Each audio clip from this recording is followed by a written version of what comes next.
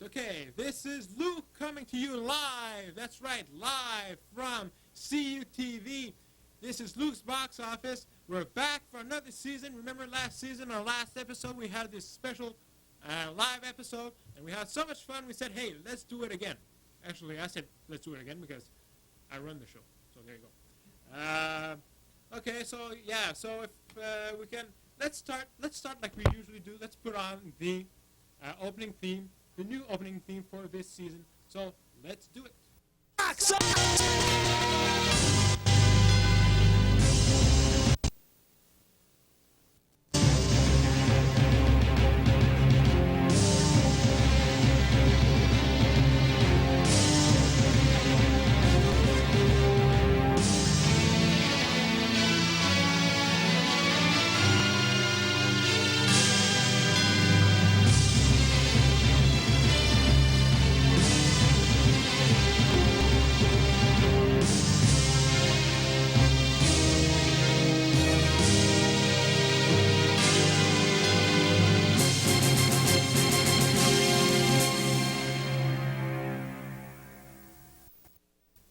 Wasn't that a neat opening? Right there, yeah, see, I redid the whole thing. Well, part of it, most of it. Well, anyways. Yeah, okay, so this is Luke's Box Office. What we do here, we review movies. All those great movies that come out every week that you want to know if you should go see them before going so that you don't waste money on movies you shouldn't be watching. Well, we're going to tell you which one you should go see and which one you should stay away from. And that's it. This is I've been doing this for the last 3 years, and they pull me back in for another season. I keep telling them, no, I don't want to do it again. I don't want to do it. It's stressing. It's just a long days and a lot of preparations. I don't want to do it again. And they keep saying, you have to do it again. So I say, listen, okay, I'll do it again if you pay me. But they say, well, we can't pay you because we don't have any money. Then I say, well, then I'll do it, but you better be nice to me and give me all the free passes to all the movies and all that kind of stuff. And they do that, so here I am again. So, let's get to it. We have a lot of reviews today. I went to see Kiss the Girl last Tuesday, and I'm going to do that one. Remember Paul Murisson? Well, he's back, and he went to see, what was that movie you went to see? Bean, the ultimate disaster movie. Mr. Bean, yes, that movie, that Mr. Bean movie. You want to see that one? We'll have that one, and we'll have. I want to review Batman and Robin because it's on tape now, and also a special episode, a special movie because it's Halloween on Friday, Psycho. So let's get to it. Before we do anything, let's put this. What do you call it? It's a preview. It's a preview of The Devil's Advocate. So let's get to it. Let's watch it. A young attorney has the chance of a lifetime. Milton Chadwick Waters. We want you to come to New York. All expenses, first class, travel and lodging, you and your wife. He will enter a place of wealth and ambition. We've got 40 partners vested at the moment. In addition to our corporate clients, we're currently representing about 25 foreign countries. He's got you scheduled for 15 minutes, so make the most of it. John Milton. Kevin Lomax. What's that like? One day you're putting them away, next day you're setting them free. Takes a little getting used to. Pays better though, doesn't it? Welcome to Babylon, Ma. Speak of the devil. A world of power and seduction. Who's that with the senator? Controlled by one man. I swear he can hear us. Hell, he can smell us. He will make your dreams come true. Want to come upstairs and... Now? He will grant your fondest wish. I'm just warming my hands on your talent. You know what I see? I see the future of this law firm. He knows your greatest fear. Milton is into everything. Arms brokering, chemical weapons, toxic waste, money laundering for the Eastern Bloc. I mean, it goes on and on. I don't like it here, Kevin. And he knows the price of your soul. Let's make a deal.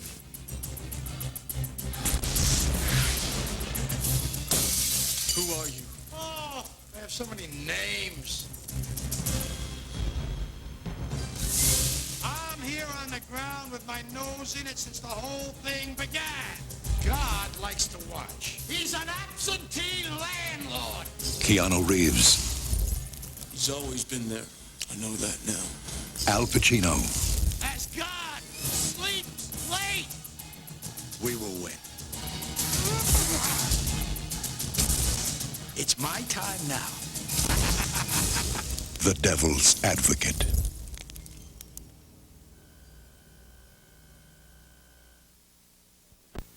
And we're back. Wasn't that a neat clip of The Devil's Advocate? I haven't seen it yet. I'm going to see it tomorrow. So next time I'll have a review about it for you. So stay tuned. Okay, so I went to see Kiss the Girl last week. And it's with Morgan Freeman. And it's basically what you do is that you take Silence of the Lambs and you throw in a bit of Copycat and you mix it in with a bit of, what's that movie?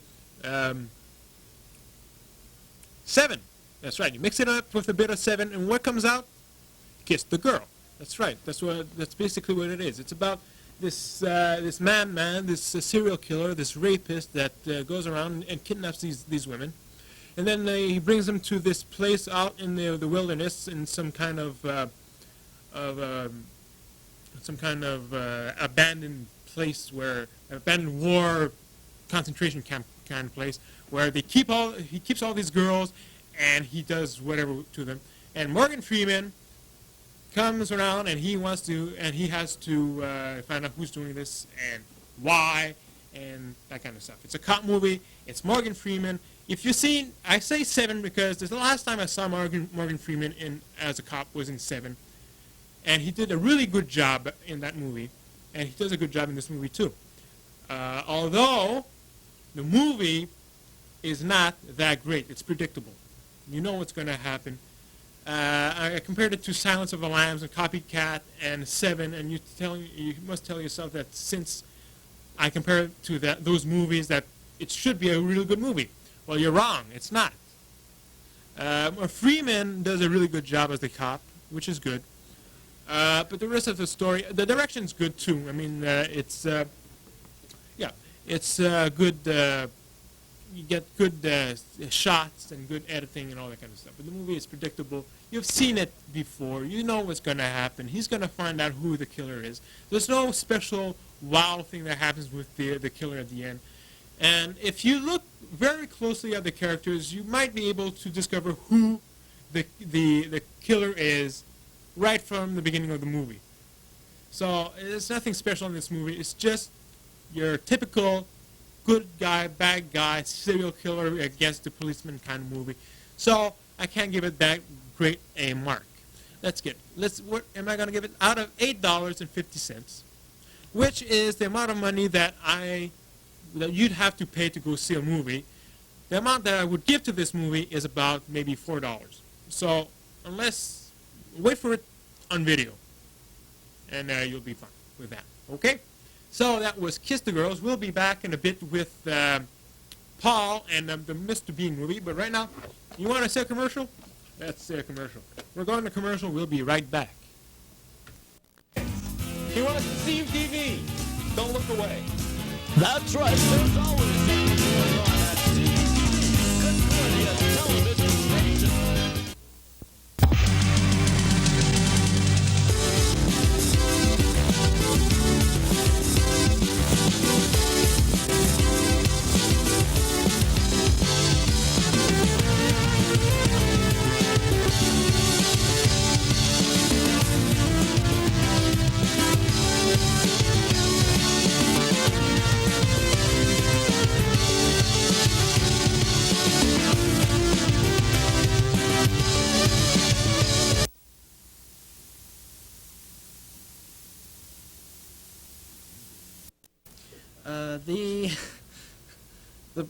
The plot of Mr. Bean goes as follows. He starts off as a nobody sitting in an art gallery. They say he works in the art gallery. What do? Say, well, I sit in the corner and I look at the paintings. So really that's not much of a job. And the people in the art gallery want to get rid of him. Well, they can't fire him because they don't really have much grounds, and so they send him away to California, to reside over the ceremony of the unveiling ceremony of a painting in an art gallery in California. They call the painting Whistler's Mother. I'm still not too sure what that's supposed to mean. But so he's sent away to work in the art gallery. He presided over the ceremony, and they think he's a doctor for some reason, though he's called Dr. Bean in the movie. And basically he goes around causing chaos. He leaves the hero. I want to say something, though. The premise, it's very much like the TV show, only better, more glamorized. There are a lot of funny scenes, and the whole painting scene, I can see it is copied exactly from an episode of Perfect Strangers. In fact, the David Langley character is a takeoff of the Larry Appleton character. Furthermore, I want to say that although there are no more episodes of Mr. Bean to come out, this movie was his big finale. Rowan Atkinson can still be seen in the new series, The Thin Blue Line, and of course Blackadder is on in reruns. All three of these series are seen on PBS television, along with Rowan Atkinson Live, which airs once a month on Bravo. So Luke, I would have given 2 thumbs up, so I give it the almost perfect movie. No thumbs up. This is not Siskel and Ebert. Right. 850, what do you give it? Out of 850, okay. Considering I paid $6.50, I'll give it $7.25. Can I do that? You can do that. Yeah, okay. So $7.25 it is. $7.25. So, by the way, what happened last time? You got kidnapped by Siskel and Ebert. I got what? You were kidnapped by Siskel and Ebert. I did not. No, I didn't. No. Okay. No. So they faked us. They tricked us. No. Anyway. No, it just came back. I know. At some point, I was doing my exit. Remember that? Yes. And then the lights went out, so I didn't know what was happening. So I decided to go out for a Coke. When I came back, everybody was gone, so I went home. It was vacation time, so I went home. I don't know what happened. You were freaking. What happened? Out. Well, everyone was freaked out. It was dark, and we heard a clap. And. You're kidding? I don't know. I got no idea why that happened. Hey, Alex went into panic. She thought you'd been killed. Well, really? Well. Okay. Anyway, so. Would you like to come back here? I would. And stop me from taking over your show? Yes. Great. I might get my own show, but you gotta be thankful because I just helped save it. Oh yeah, sure you did. Okay. I'm sure you did. Back to you. Okay, here we go. So what are we putting on? You know what we're doing? Well, right now you're getting out of my chair. I am. Yes. And I'm getting back over there. Bye, people. Okay. Bye, everybody. Okay. So that was Paul Murisson, or Morrison. What is your name? Murisson with a U. Murisson with a U, and that was his pick of the week, Mr. Bean. And he gives it 7.25. And for Mr. Bean, it can't be that good. 7.25 it would mean that it's one of the best movies of the year. Comparable with, I don't know, 7 Years in Tibet or something like that. I mean, yes, there's a strong competition between the two. You got to be kidding. Although, anyways. Okay, so that's it. So I'll be back in a bit with a review of, Batman and Robin. So stay tuned for that. So, but first we have to do a commercial break because if we don't, well, we get sued by our sponsors because we don't advertise our stuff well enough. So there you go. So we're going to commercial. We'll be, that's a very good hi. I'm over here. Yeah. See? We got a new cameraman on the show, so if we get weird angles and that kind of stuff, well, you know why. Right. Okay, so we're going to a commercial, so stay tuned. Stay tuned. Hey, you're watching CUTV.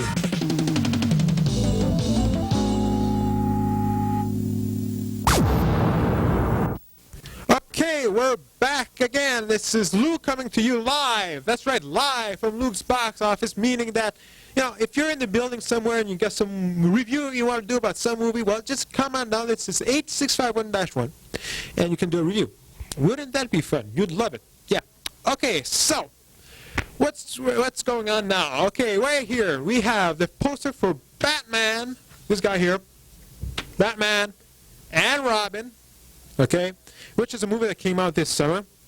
Yeah, and it didn't do that well. It did fairly well, but I mean, personally, out of all the Batmans, the first one was the best one. Then number 3, then this one, then number 2. 2 I thought was way too dark and way too bizarre for a superhero movie like Batman. But now we have Batman and Robin, and it stars this guy, Batman, that's George Clooney, and Chris O'Donnell. Arnold Schwarzenegger is up here. He's Mr. Freeze. And the true 2 stars of this movie, Uma Thurman and Alicia Silverstone. Now, here we have someone worth looking at. Now, okay, now what I thought about Batman and Robin is that there was way too many characters in that movie for the length of time that the movie has. I mean, the movie is about 2 hours long, and you have these 5 characters that you have to develop. Plus, you have Alfred, which is Bruce Wayne's butler, and you have Uma Thurman's. I mean, she plays Poison Ivy, and you have her, and you have her boss at the beginning of the movie that invents this huge, weird, strong guy that basically acts as Poison Ivy's bodyguard throughout the movie. And, I mean, there's way too many characters here. You should focus on like 1 or 2, maybe 3 at most, but here you got 5, 6, 7 characters to talk about, and the movie only lasts 2 hours, and you have way too many characters right there. That's what I thought about that movie. That's what I thought was wrong with the movie. But besides that, I mean, it's a Batman movie. It's fun. There's a lot of action. There's a lot of the characters, even though you don't develop them, are interesting. Mr. Freeze, Schwarzenegger is great as Mr. Freeze. This is his first movie as a villain since Terminator 1, way back in 1984, right? And he does a really good job at it. I mean, out of all the villains that we have had so far in the Batman movies, he's probably the best one after the Joker. Even better than the Joker. You know why? Because he looks bad. He looks menacing. He looks evil. All the other villains in the previous movies, starting with the Joker and a Penguin in the second one, and who was in the third one? Yeah, the Riddler. They all look like clowns. They were clowns. And finally we have this guy here, and you know, I wouldn't want to meet this guy in a dark alley late at night. I wouldn't. I mean, look at him. He's the kind of guy that you would not want to mess around with. And that's the kind of guy that we should have as a villain in the Batman movies. Also, George Clooney takes over as Batman from Val Kilmer in the previous movie. You want to know why? Because, well, rumors is because Val Kilmer wanted to go do the Saint, and he didn't want to do a Batman because he wanted to do the Saint, so he went out and did the Saint. So they went out and got George Clooney because why? Because he's popular right now. Ever since ER started, he's been the man in Hollywood. He's been doing, his career went way up. I mean, he started doing, I remember him from Return of the Killer Tomatoes. That's in 1982, I think. 82 or 83, something like that. And then you saw him, he was in The Facts of Life for a while. And then on Roseanne, the first season of Roseanne, he was there. Now, since ER's been on, he's been the man. I mean, he's done From Dusk Till Dawn, remember that? And then he did One Fine Day, and he did this one. I mean, he's really rolling, and which is really good. He's a good actor. I like him. And then, of course, you have Alicia Silverstone. I mean, we should have this girl in every movie that exists. I mean, she's. I mean, just look at her. Yeah, right. So, there you go. So, is it a good movie? It's a lot of action. If you like action, good. If you like development in the characters, it's not good. So I have to give it midway. On an 850, I have to give it around 425 for Batman and Robin. So that's it. Batman and Robin, starring Alicia Silverstone, and I think we have a clip here somewhere. If I can find it, I can show it to you. Here we go. We have a clip right here. a clip of Batman and Robin, so here we go. Paul is back. Hey, Paul. We're full of beans. You want some? No, thank you. That's enough. Halloween. Happy Halloween, folks. Bye-bye. Okay, so now we have Batman and Robin.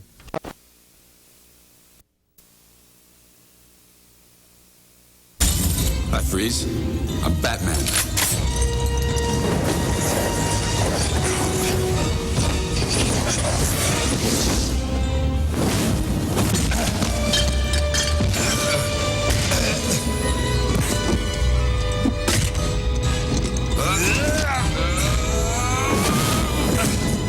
You are not sending me to the cooler.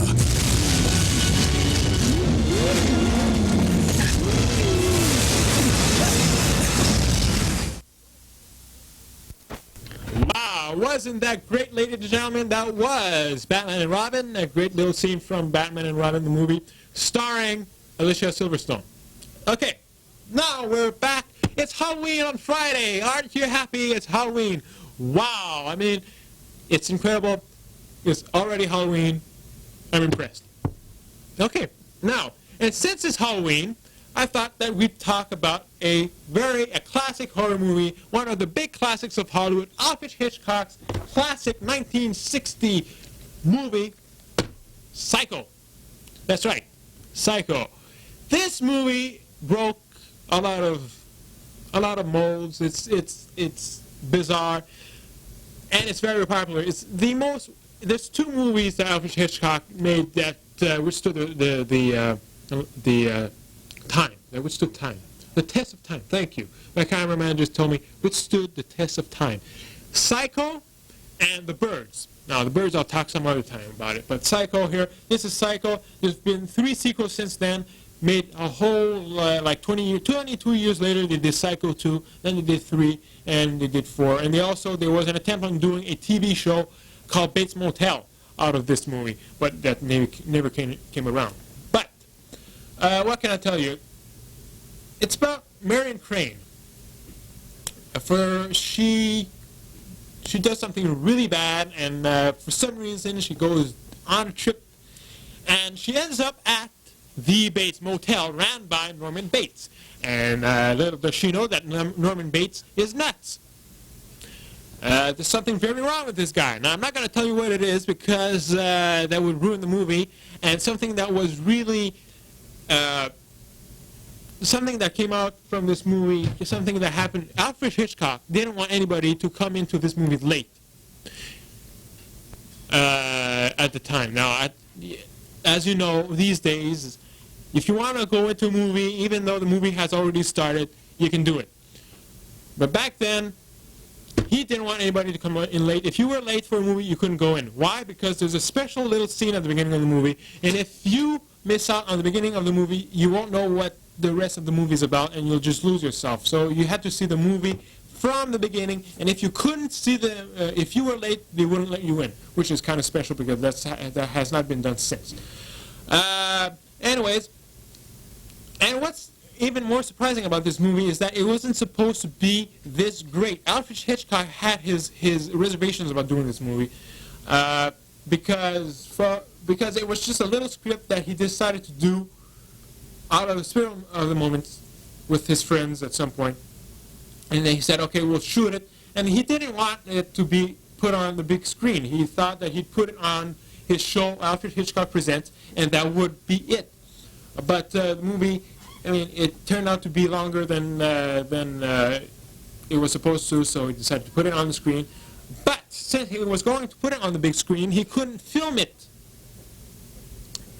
in color because of what happens in this movie. It's a horror movie, so therefore there is blood. The famous shower scene is in this movie, and if that movie would have been made today, it would have been made in color, and you would have seen a lot of blood all over the place, which is okay for today. But at the time, you couldn't do that. Therefore, he decided to shoot the movie in black and white, which in 1960 was black and white movies was on its way out. And but that didn't matter. He wanted to do this movie in black and white for that particular reason. Anyways, if you want to see a good horror movie on Halloween night, this is a classic. Check it out. You won't be disappointed. Now, I think I'll show you what do I have here. I have the shower scene. Here it is, the shower scene from Psycho. So, have fun watching the shower scene. And I'll be right back afterwards. So, have fun. Don't be scared. Here we go.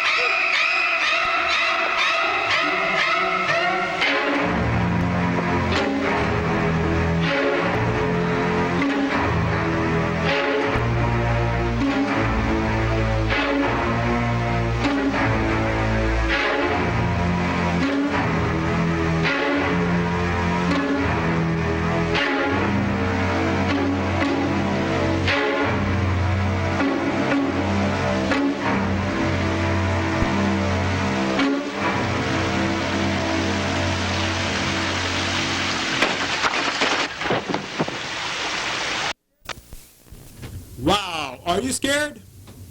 You know, after seeing that shower scene, people didn't want to take showers anymore. It took them weeks to take showers. It was people in the United States was just swarming with people who didn't take showers. It was like really disgusting and dirty. Anyways, but afterwards they decided that it was time to, you know, get back into the showers, that kind of stuff. It was just a movie, but really people were scared like nuts. What's surprising about that particular scene is that it took them 2 weeks to shoot it, and it lasts about, what, 10 seconds? Well, maybe a bit more than 10 seconds, but okay, 30 seconds. 30 seconds? Okay, 30 seconds. But it took them 2 weeks to shoot it. It took them 30 seconds, 2 weeks to shoot this scene, and it lasts 30 seconds. And they had to do it without showing any private parts. Any nudity, well, nudity, yes, but they couldn't show any private parts. They couldn't show any real blood. They couldn't show her face. That girl, the killer in there is supposedly Anthony Perkins as Norman Bates, but that's not him. That's not. He was while they were shooting that scene. He was in New York doing a play, so he wasn't there. Janet Leigh was there. Some of the time, when you see her face, that's her, but when you see the body, that's not her. So there you go. And they had to make it look realistic, and they did a really good job. It was horrifying at the time. These days, I mean, after seeing such movies as The Exorcist and whatever else is out there, it's nothing that bad. But back then, it was a very, very scary movie. And that's it. That is our Halloween special, our season pre-op together, and it's also a live episode. I hope you enjoyed it, and I hope you will join us again next week for another episode of Luke's Box Office. And until that time, the office is closed.